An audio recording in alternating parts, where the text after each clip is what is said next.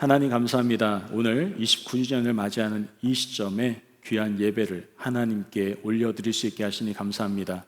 특별하고 귀한 날 하나님의 말씀에 귀를 기울입니다.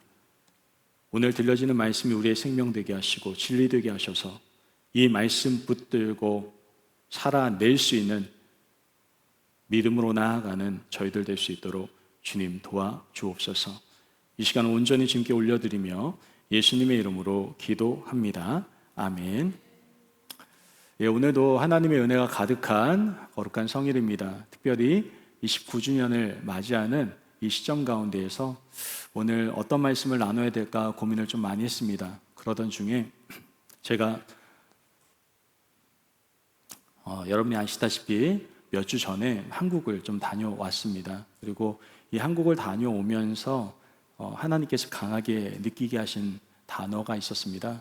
그 단어를 통해서 여러분들과 함께 말씀의 은혜를 나누려고 합니다. 무슨 선교보고도 아닌 것이 좀 한국 일정에 대해 잠깐 좀 제가 나누려고 그래요.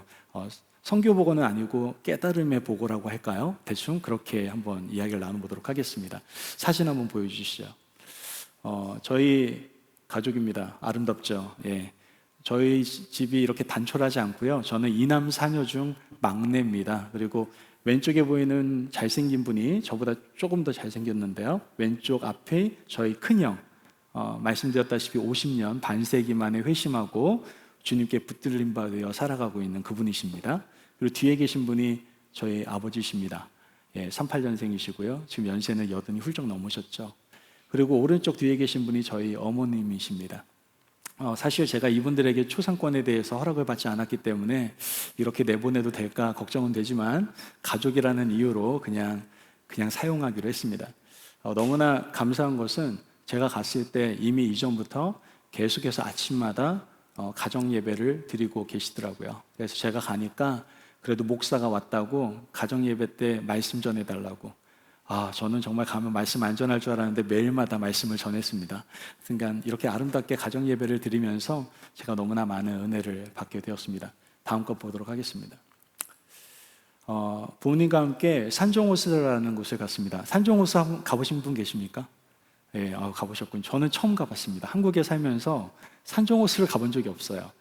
부끄러운 고백이지만 산정호수를 처음 가본 게 문제가 아니라 부모님만 모시고 이렇게 여행한 것이 처음입니다. 굉장히 불효자죠. 예. 그래서 너무나 저는 감동이 됐었고, 이런 시간을 가질 수 있다는 것 자체가 저에게 너무나 은혜의 시간이었던 것 같습니다. 날씨가 굉장히 추웠는데도 불구하고 두 분 다 아직까지는 건강하셔서 산정호수 그 강을 한 바퀴 쫙 돌면서 함께 이야기도 나누고 또 행복한 시간을 가졌습니다. 다음 보시죠. 이때가 딱 한국의 설날이더라고요. 저는 설날인 거를 전혀 생각을 못했어요. 그 일정을 잡을 때까지만 해도. 그런데 설날이어서 또 조카들과 또 누님 가정들이 오셔가지고 이렇게 아버님께 설날 인사, 세배를 드리는 좀 벅찬 감동이 있었던 것 같아요. 제가 미국에 온 지가 이제 거의 10년이 넘었는데요. 그때 설날을 맞이한 적이 저는 한 번도 없습니다. 설날에 맞춰서 한국 간 적이 없기 때문에 한 번도 없는데 이렇게 현장에서 이 설날 행사를 보게 되니까 더 큰 감동이 있었던 것 같습니다.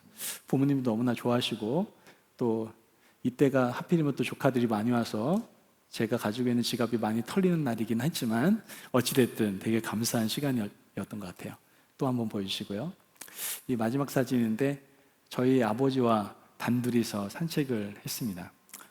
저희 아버지가 굉장히 건강해 보이시는데 사실은 지금 치매 중이십니다. 그래서 좀 마음이 아프더라고요.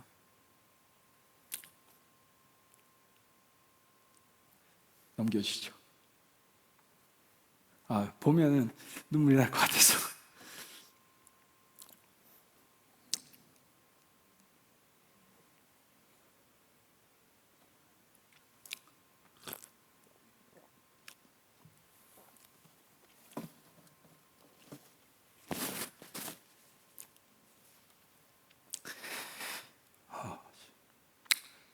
제가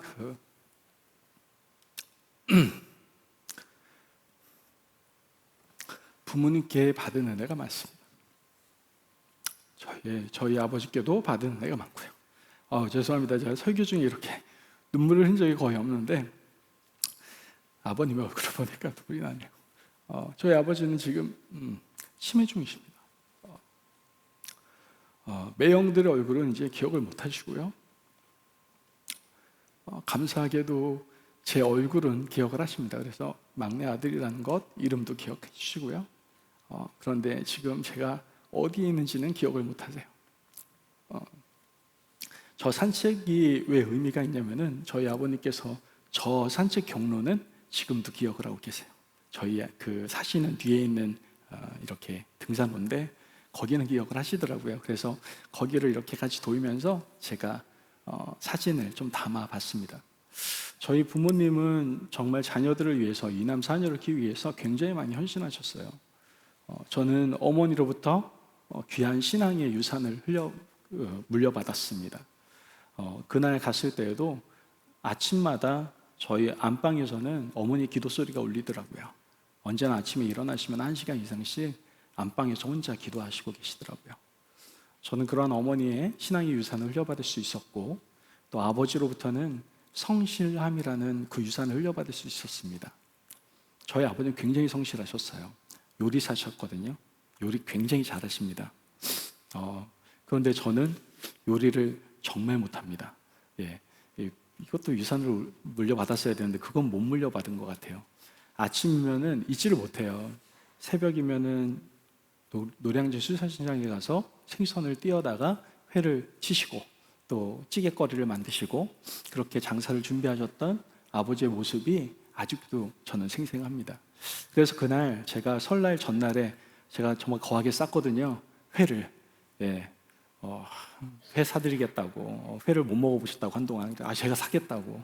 저희 노량진 수산시장을 저희 부모님을 모시고 갔어요. 그래서 회를 다 떠가지고 설날에 아주 푸짐하게 가족들이 먹을 수 있도록 제가 이렇게 대접했습니다. 그리고 아버지한테 물어봤죠. 아빠, 우리 아까 어디 갔다 왔는지 알아? 우리 수산시장 갔다 왔잖아. 아빠 어렸을 일하실 때 맨날 갔던 그곳이잖아요. 그랬더니 우리 자기가 언제 수산시장을 갔다 왔냐고 이렇게 이야기를 하시더라고요. 들으면서 마음이 안타깝긴 했지만 그래도 아직도 그냥 저라는 존재, 저희 가족을 알아볼 수 있다는 것만으로도 굉장히 감사했던 것 같습니다. 제가 이 말씀을 사진을 보여드린 이유는 제가 한국 잘 갔다 왔다 이 보고하려고 했던 건 아니고 이러한 신앙의 유산을 또한 성실함의 유산을 또한 가족의 사랑을 받을 수 있었던 이 모든 것이 다 바로 선물이었구나 라는 생각이 들었습니다. 그래서 이번 여행을 한 단어로 요약하자면 선물이었습니다. 저에겐 특별한 선물의 시간이었어요. 우리 임마누엘 성도님들에게 다시 한번 감사드리는 것은 제가 이런 선물을 누릴 수 있는 시간을 또 여러분이 허락해 주셨다는 것에 대해서 정말 너무나 감사하고요. 제가 한국에서 이렇게 느꼈고 이 주제를 가지고 여러분들과 말씀을 나눠야 되겠다라고 생각한 그 말씀을 붙들고 오늘 시간에 선물과 같은 존재라는 말씀의 제목으로 함께 은혜를 나누고자 합니다. 선물과 같은 존재라고 했을 때 우린 존재라는 걸 먼저 좀 생각해 봤으면 좋겠어요. 여러분 무슨 존재든 다 목적이 있다는 거 아십니까? 하나님께서는요 창조하신 모든 것에 피조물에 대해서는 목적을 가지고 계십니다. 그 말은요 이 세상에 목적 없는 인생은 있다 없다? 없다라는 거예요. 인생뿐만 아니라 이 세상에 만든 모든 피조물들 가운데 목적이 없는 것은 없다라는 것을 우리는 알게 되는 것이죠. 성경에서 믿음의 사람에 대해서, 믿음의 사람의 목적에 대해서 이렇게 명시하고 있는 귀한 말씀이 바로 마태복음 5장 13절에서 15절까지의 말씀일 겁니다. 말씀을 보면 너희는 세상의 소금이니 소금이 만일 그 맛을 잃으면 무엇으로 짜게 하리요? 아무 쓸데없어 다만 밖에 버려져 사람에게 밟힐 뿐이라. 너희는 세상의 빛이라. 산 위에는 동네가 숨기지 못할 것이요 사람이 등불을 켜서 말 아래 두지 아니하고 등경 위에 두나니 이러므로 집안 모든 사람에게 비치느니라. 아멘. 자, 오늘 말씀을 보면 물론 믿음의 사람의 목적이 빛과 소금이 되라고 얘기하는 겁니다. 그 목적에 따른 빛, 소금 모두 다 뭐가 있어요? 목적이라는 것이 존재한다는 거 아십니까? 여러분 소금의 목적은 무엇입니까? 그냥 음식의 맛을 내기 위해서 존재합니까? 예, 음식의 맛을 내기 위해 존재하기도 합니다. 그러나 그뿐만 아니라 인간의 몸에 필요한 영양 요소 중에 하나가 바로 소금입니다. 이 소금은 혈액의 양을 조절해주고 혈액 내의 수분을 유지하고 또 신경과 근육의 기능을 유지시켜주는 그러한 중요한 역할을 바로 이 소금이 하고 있다는 것이죠. 뿐만 아니라 빛, 그 목적은 여러분 너무 잘 알잖아요. 어둠 가운데 빛이 있어야지 그 빛의 목적, 모든 것을 밝힐 수 있는 그 목적이 빛 가운데 있다는 것이죠. 그러면 어둠이라는 것은 목적이 없을까요? 필요 없을까요? 어둠이 도대체 왜 있는지 모르겠어요. 어둠도 목적이 있습니다. 열심히 일하는 사람들이 쉼을 취할 수 있도록 어두운 밤이라는 것이 존재한다는 것이죠. 이뿐만 아니라 우리가 누리고 있는 이 국가에도 목적이 있습니다. 물론 요즘 정치하시는 분들 보면은 그 목적을 아시는지 모르시는지 잘 모르겠지만 국가의 목적은 국민의 안녕을 위한 것이죠. 국민을 보호하고 지켜주고 삶을 살아갈 수 있도록 돕는 것, 그게 국가의 역할 아니겠습니까? 그렇다면 믿음의 사람들이 함께 신앙생활하고 있는 공동체인 교회의 목적은 무엇이겠습니까? 아까도 기도 중에 또한 말씀을 하셨지만 교회는 구원의 방주가 되어야 됩니다. 또한 교회인 우리는 앞서 말씀드린 바와 같이 하나님의 영광과 세상 가운데 빛과 소금의 역할을 감당하는 목적 있는 존재가 되어야 된다는 것이죠. 믿는 사람들의 존재 목적을 가장 잘 설명하고 있는 것이 바로 예수님께서 주신 새 계명이다라고도 우리는 생각해 볼 수 있습니다. 요한복음 13장 34절에 35절 말씀에는 예수님께서 우리를 바라보시면서 새로운 목적을 세워주십니다. 그 목적이 뭡니까? 새 계명을 너희에게 주노니 서로 사랑하라. 내가 너희를 사랑한 것 같이 너희도 서로 사랑하라. 너희가 서로 사랑하면 이로써 모든 사람이 너희가 내 제자인 줄 알리라. 아멘. 예수님을 믿는 그리스도인은 하나님의 사랑을 받은 자로서 세상에 정말 세상 가운데 주님의 사랑으로 빛과 소금의 역할을 감당하기 위한 존재다라는 것을 기억해야 됩니다. 우리가 살고 있는 피조물의 세계에서만 존재 목적이 있는 것이 아니라 모든 만물을 창조하시고 또 우리 인생의 주인 되시는 하나님께서도 분명한 존재의 목적이 있으십니다. 오늘 말씀을 보면은 그 존재의 목적이 무엇인지를 알려주고 계세요. 하나님께서는 믿는 우리가 어떤 존재? 선물과 같은 존재로 살아가기 위한 목적을 가지고 계신다라는 것을 우리는 알 수가 있게 됩니다. 우리가 선물과 같은 존재로 살아가기 위해서 하나님께서 행하신 첫 번째 행위가 있습니다. 그게 뭐냐? 하나님은 그냥 야, 선물과 같은 존재로 좀 살아가봐 좀. 왜 그렇게 살아? 이렇게 질타하시는 것이 아니라 선물과 같은 존재가 될 수 있도록 하나님은 먼저 우리에게 선물을 주십니다. 믿으십니까? 아멘. 선물을 먼저 주세요. 오늘 하나님께서는 아브라함에게 먼저 선물을 주시는 장면이 나옵니다. 여러분, 우리가 이 이야기 잘 알죠? 조카 롯이 있었어요. 조카 롯이 있었는데 이 롯이 아브라함과 땅에 대해서 이야기를 하다가 아브라함이 얘기하죠. 너가 우하면 내가 좌하고 네가 원하는 거 먼저 선택해봐라고 얘기를 합니다. 이때 조카 롯이 어떻게 합니까? 아이, 무슨 말씀이십니까? 형님 먼저 하십시오 라고 얘기했으면 참 은혜로운 성경이었을 텐데 조카 롯은 자기의 욕심에 따라서 눈에 보이기 좋은 소돔과 고모로 땅을 선택을 하게 됩니다. 그리고 아브라함 곁을 떠나게 되죠. 순간적으로 아마 조카 롯에 대한 어떤 약간의 배신감과 또한 척박한 땅을 바라보면서 아브라함은 좀 막막한 생각이 들 수 있었을 겁니다. 그러나 아브라함에게는 여전히 롯과 비교 자체가 안 되는 믿음과 하나님을 의지하는 마음이 있었다라는 것이죠. 그때 하나님께서 아브라함에게 부르신 목적에 대해서 분명히 말씀을 하십니다. 오늘 본문 14절에서 15절 말씀을 같이 보도록 합니다. 14절에 15절 말씀 같이 읽어볼까요? 시작. 롯이 아브라함을 떠난 후에 여호와께서 아브라함에게 이르시되 너는 눈을 들어 너 있는 곳에서 북쪽과 남쪽 그리고 동쪽과 서쪽을 바라보라.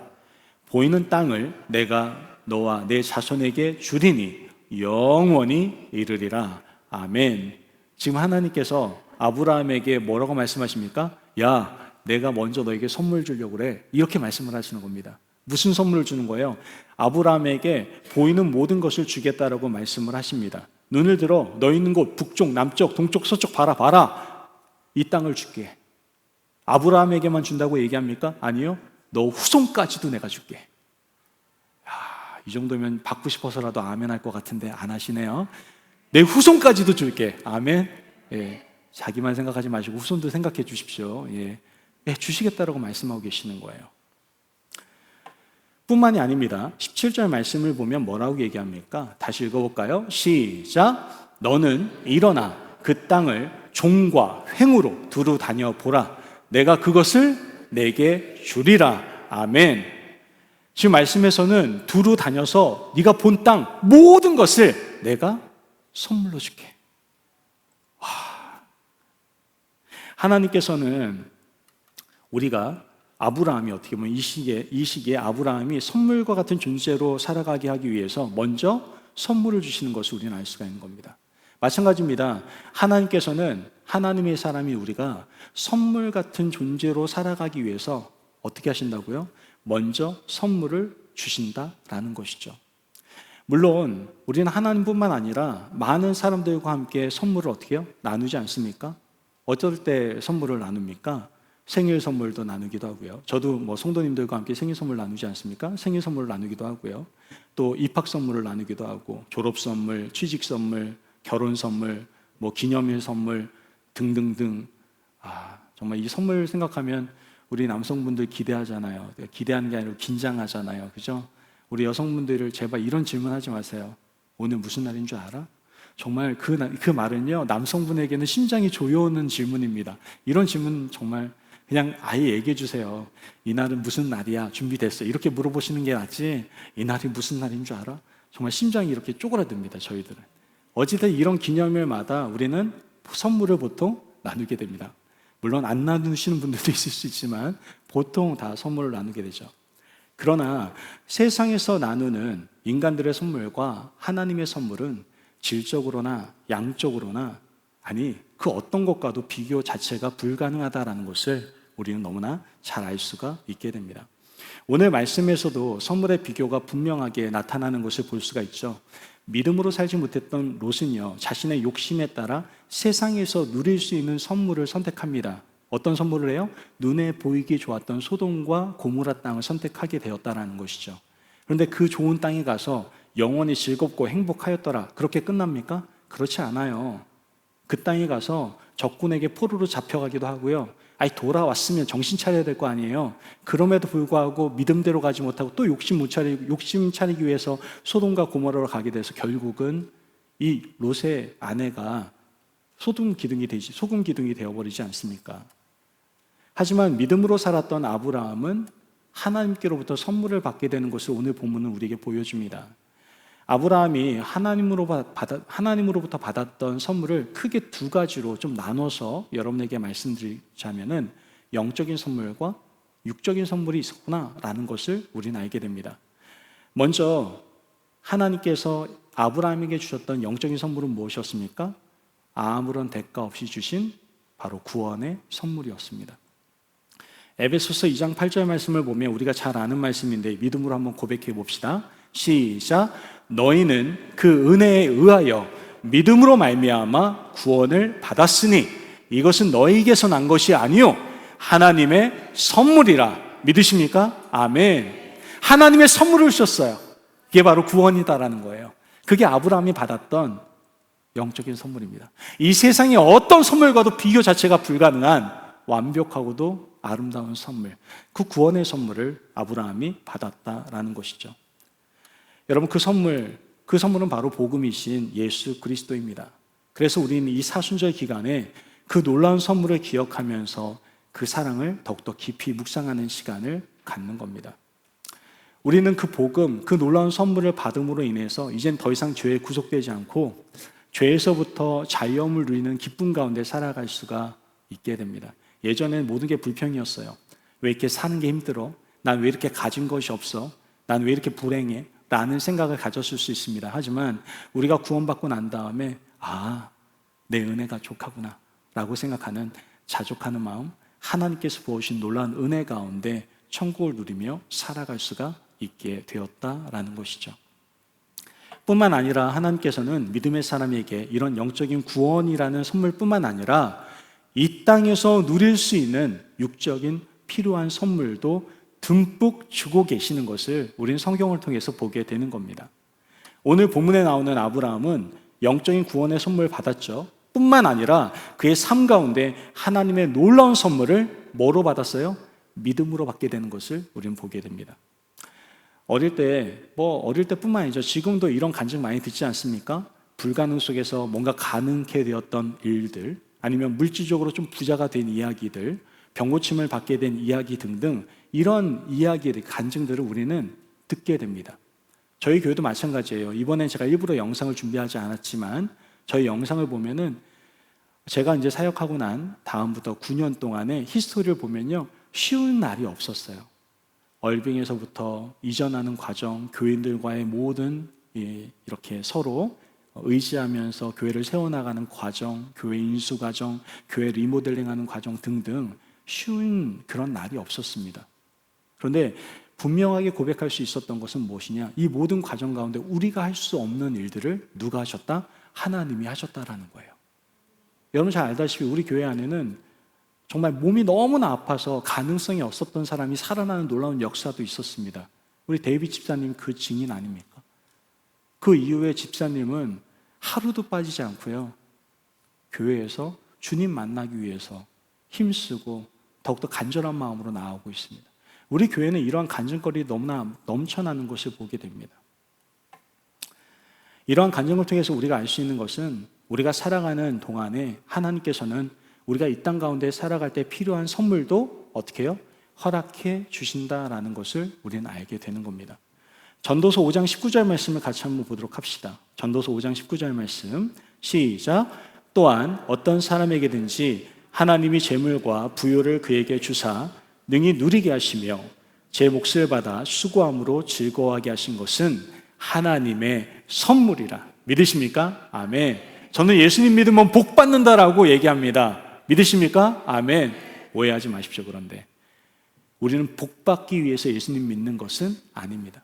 예수님 믿으면 복 받습니다. 그렇지만 우리는 복을 받기 위해서 예수님을 믿는 것은 아닙니다.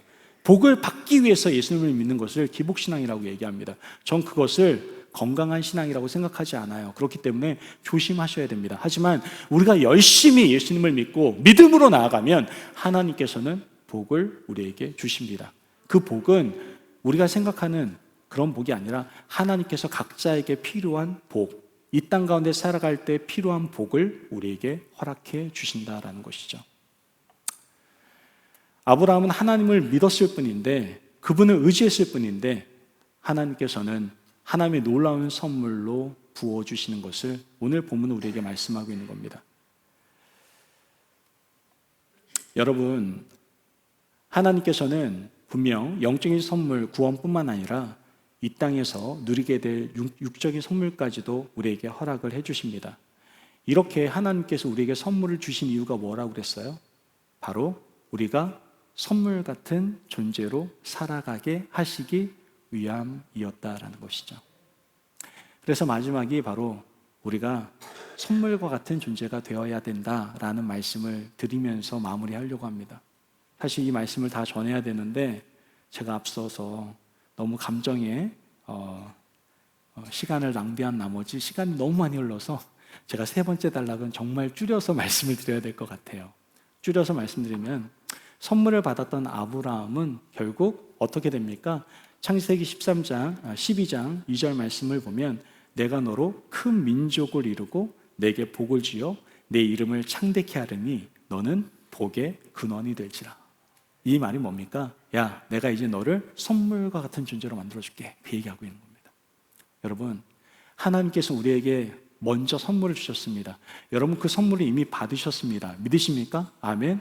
우리에게 왜 선물을 주셨습니까? 먼저 주신 이유가 무엇입니까? 그것은 바로 우리가 선물과 같은 존재로 살아가게 하시기 위함이다라는 것이죠. 여러분, 과연 우리 교회는 지금 선물과 같은 교회로서 세워졌습니까?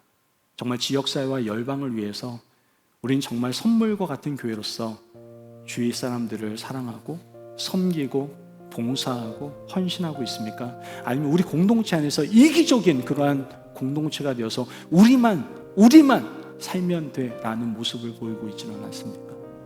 교회인 우리는 어떻습니까? 정말 여러분 선물과 같은 교회로 살아가고 있습니까? 주위에 있는 사람들에게 베풀고 손잡아주고 힘들고 어려운 사람들을 도닥거려 줄 수 있는 그러한 선물과 같은 교회인 우리 자신으로 지금 살아가고 있습니까? 아니면 저 사람 정말 싫어, 민폐를 주고 저 사람 불편을 주고 근심과 걱정을 주는 선물이 아닌 근심 걱정거리로 혹시 우리가 살아가고 있지는 않습니까? 오늘 말씀을 묵상하며 이제 선물과 같은 존재로 살아갈 수 있는 저와 여러분이 되시길 주님의 이름으로 축복합니다. 아멘. 앞서 사진으로 보였던 우리의 가정은 저에게는 최고의 선물과 같은 존재였습니다. 이 얘기를 드리면서 마무리하려고 합니다. 저희 어머니가 일을 보실 일이 있어서 제가 한국에 가서 감사하게도 차량을 빌릴 수 있어서 그 차량을 운전하면서 어머니하고 이야기를 나눌 수가 있게 되었습니다. 근데 어머니께서 이런 얘기를 하시더라고요. 믿음이 그렇게 좋으신 분이거든요. 그런데 아마 제가 한국 가겠다라고 마음을 먹고 전화를 드렸을 때 그 몇 주 전에 몸이 많이 아프셨던 것 같아요. 그러면서 너무나 외롭고 힘든 마음이 오셨나 봐요. 가족은 이남 사녀 많이 이렇게 낳는데 자기를 챙겨주는 사람이 없다라는 마음이 드니까 너무 고독하셨나 봐요. 그래서 너무나 힘드셨대요. 그래서 자기도 모르게 너무나 좀 마음이 힘들더래요. 그때 저에게 연락이 왔대요. 엄마 아빠 위해서 가고 싶다고. 그때 어머니께서 그러시더라고요. 와, 하나님이 날 위로하시기 위해서 내 아들을 보내주시나 보다. 그러면서 그 차에서 얘기를 하시면서 정말 그때 너무 힘들었는데 하나님께서 너를 보내신 이 시간이 나에게는 선물이다. 이렇게 얘기하시더라고요. 저는 부모님뿐만 아니라 여러분들이 만나는 모든 사람들에게 여러분이 선물이 되셨으면 좋겠어요. 제발 폭탄쯤 되지 마시고요. 어디 가면 불안한 존재 되지 마시고 선물이 되십시오. 그때 하나님께서는 여러분을 통해서 하나님의 놀라운 일들, 능력들을 나타내실 줄을 믿습니다. 아멘. 오늘 이 시간에 함께 기도하며 나아가기를 원합니다. 하나님께서는 존재의 목적이 계십니다. 그것은 바로 우리가 선물과 같은 존재로 살아가게 하시기 위한 목적이 있으심을 알게 됩니다. 우리가 선물과 같은 존재로 살아가게 하기 위해서 우리에게 먼저 선물을 주셨습니다. 우리는 그 선물을 이미 받은 사람들입니다. 과연 선물 받은 자로서 내가 선물과 같은 존재로 살아가고 있는가?